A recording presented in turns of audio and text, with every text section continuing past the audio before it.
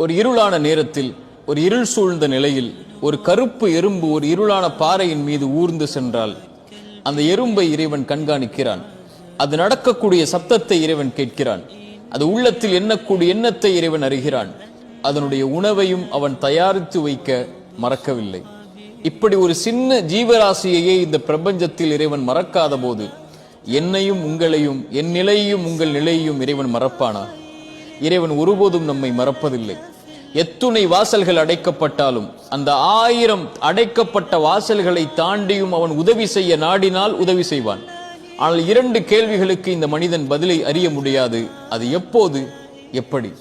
ஆனால் இந்த 2 கேள்விகளின் பதிலையும் இந்த வாழ்க்கையில் அவன் கொடுக்கும் போது அப்போதுதான் அந்த மனிதன் புரிந்து கொள்வான், இறைவன் என்னை ஒருபோதும் மறக்கவில்லை என்று. நபி மூசா சொன்னார், லா யதில்லு ரப்பி வலா யன்சா. இறைவன் எதையும் தவற விடுவதில்லை, இறைவன் எதையும் மறப்பதில்லை.